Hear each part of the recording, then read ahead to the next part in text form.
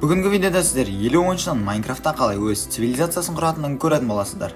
Цивилизация 4 күнге шейін созылады және 4 клан бар: Алаш, Сұңқар, Қыран және Тұран. Бастапқы 1-ші күннен 4-ші күнге шейін ойыншылар дамып, соғысқа дайындала бастайды. Ал 4-ші күн соғыс басталатын күн, яғни хардкор режимі қойылады.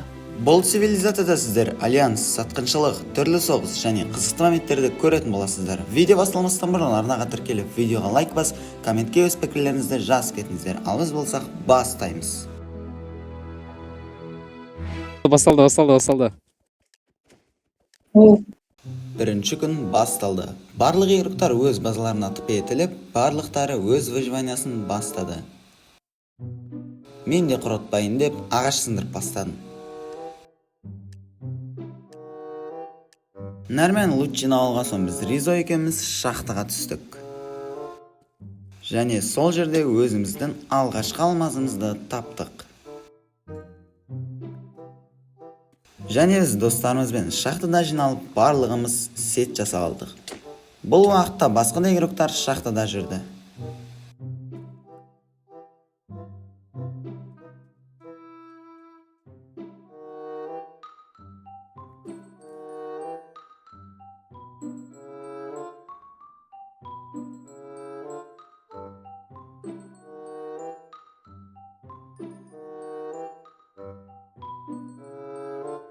Және біз базаға жиналып, өз базамыздың құрылысына кірістік.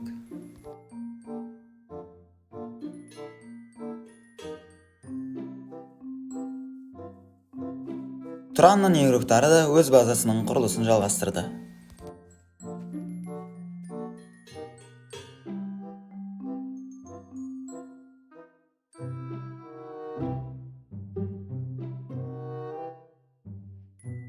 Тұранның жері құмдалада болса да, олардың игроктары ең мықты және де оларда алтын көп болды. Ал бұл уақытта Қыран командасы 1-ші күннен бастап моб ферма сала бастады. Және де Ризо маған зачарованный стол беріп, мен өзіме алмазный сет жасап алдым. Осылайша цивилизацияның 1-ші күні аяқталды. Екінші күн. Екінші күн басталып, мен өз базамның құрылысын жалғастырып, және де біз игроктармен жинала бастадық. Ал мынау Сұңқар командасы. Бұл кланның ханы Хасанов, және де бұлардың да ойыншылары осал емес еді. Бірақ бір кезде мен сиырларымызды біреу тығып қойғанын байқадым.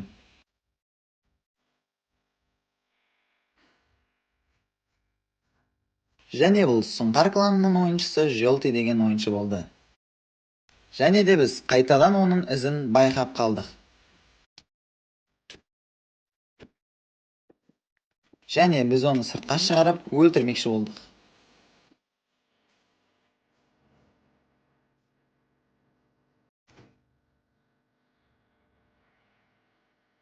Оны Изок деген ойыншы өлтіргісі келіп еді, бірақ та мен оған тиіспей-ақ қой дедім.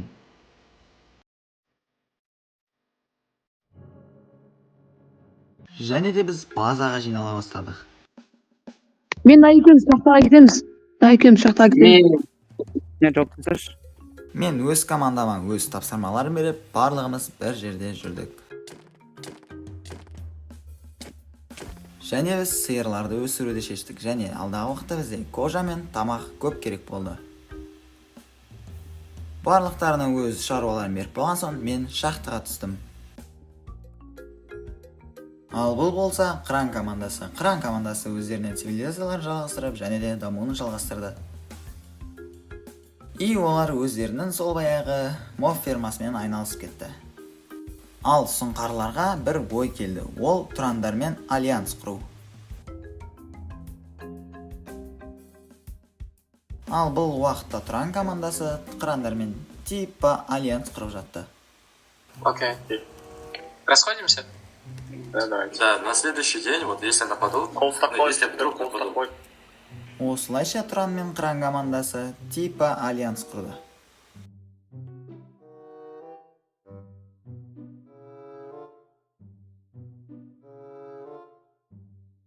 Сұңқар командасы Тұрандарды бұл уақытта өз базасында жақсылап күтуге дайындалды.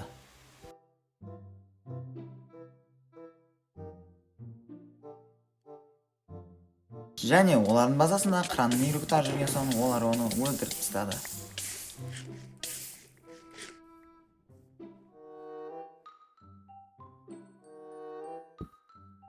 Короче, у нас союз с командой Кран. У них остров находится вон там. 1600, получается, и минус 600. Да, и короче, сосын, үшінші ойында, как вы знаете, да, PvP қосылады, бірақ грейферсті болмайды. PvP басталғасын, біз кімдерге айтамыз? Сұңқарларға, чтобы они якобы напали на этих, на кранов. А мы якобы их типа защитим. Вот у нас получается взаимная, короче, выручка. Кранмен, ну, короче, да, между нами союз. Типа союз. Ал қыран командасындағы Эрен деген игрок сұңқарларға ауысып кетті.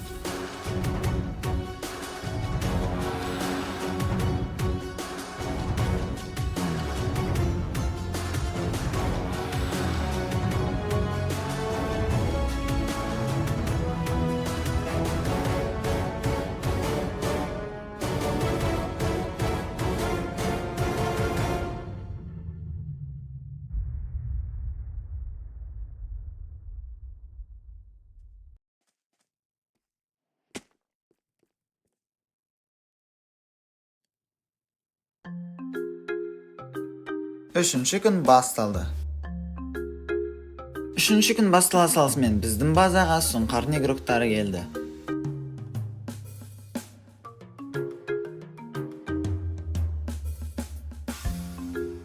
Олардың игроктары да біздің де игроктар толық болмағаннан кейін мен оларды қайтарып жібердім. Ал өзім огородтың тірліктерімен айналыстым. Және шахтаға бардым.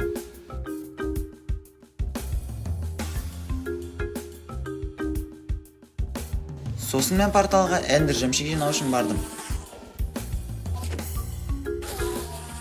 Және порталда сол кезде менен басқа Тұранның игроктары жүрді. Бірақ олар мені өлтірмеуді шешті.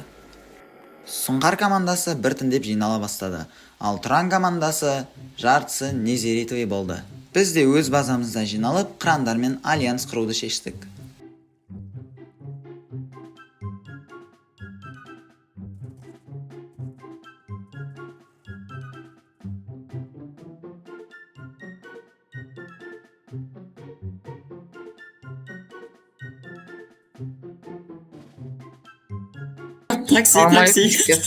Такси. Май. И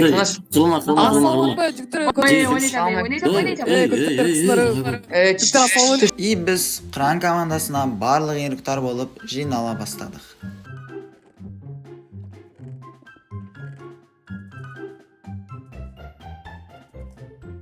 Бұл соғыста жеңу үшін біз қосылып незеритовый броня жинауды шештік. Өйткені соғыста незеритовый броня өте қатты керек. И біз кланның игроктары болып порталға аттандық. және барлығымыз незерит табуға кірісіп кеттік.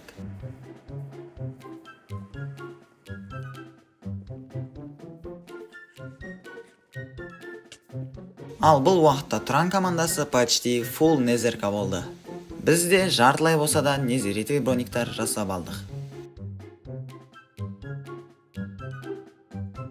В общем, Сампо, сендерге альянс ұсынбақшымыз. Сампо, былай істей аламыз, ертең бірінші бәріміз жиналып алып, бірінші қыранға барып келіп, қыран бәрін жойып, одан жандыраларға алады. Или бәріміз бірігіп, атқа барайық. міне тұранды қырып соғып. И сұңқарлар мен альянстан кейін біз өз базамызға жинала бастадық. Және бұл уақытта ойынға сел кірген болатын.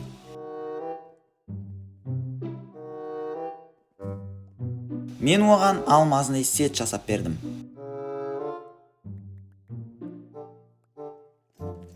Бірақ сол уақытта тұранның игруктары қыранның игруктарын өлтіріп кетті.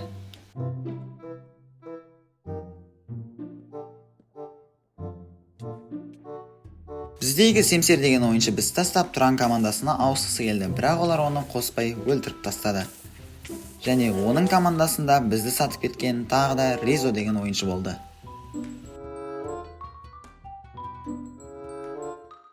Біз тұран командасына аттандық.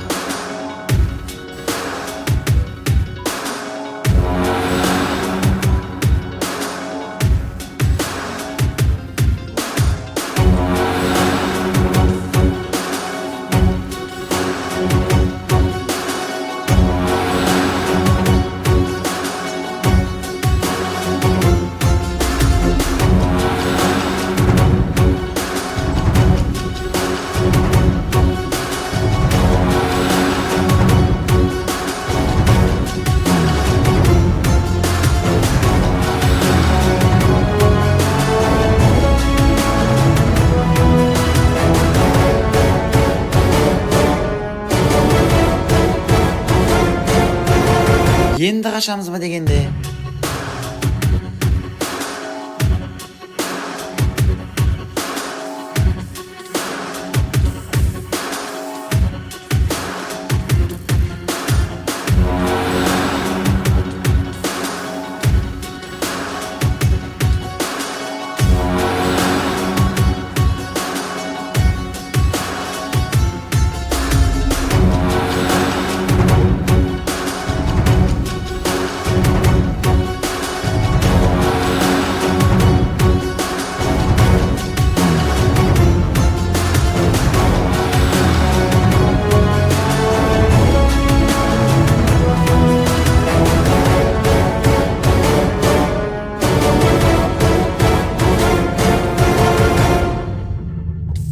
осылайша мен өлдім.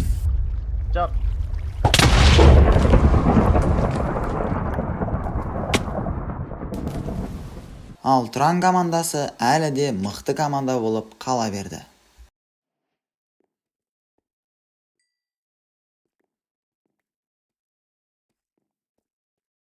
Төртінші күн басталды. Біз ойыншылармен базаға жинала бастадық.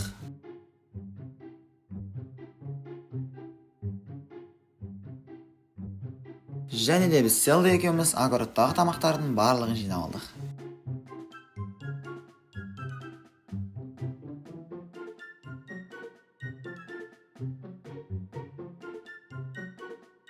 Сосын біз балдармен жемшік жинап жүрдік.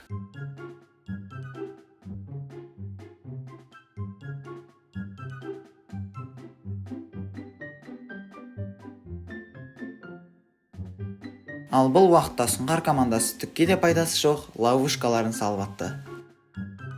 Бірақ та олар балдармен бірге центрге ловушка құруды жөн көрді.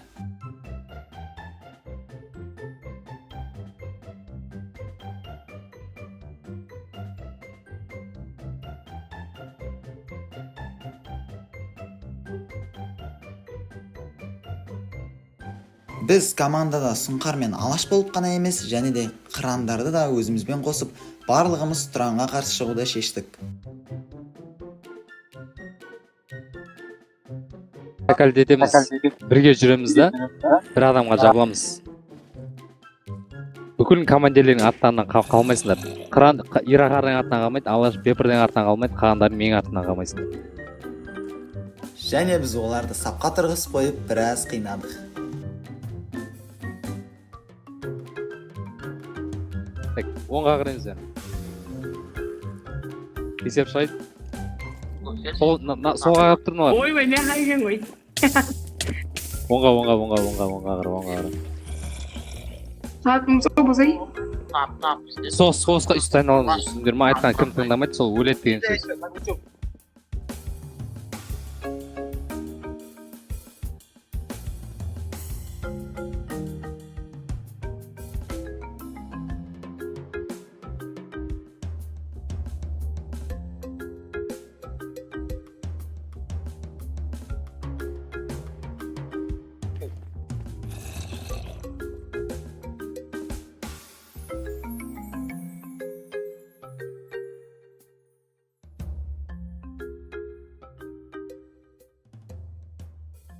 Осылайша біз соғысқа аттандық.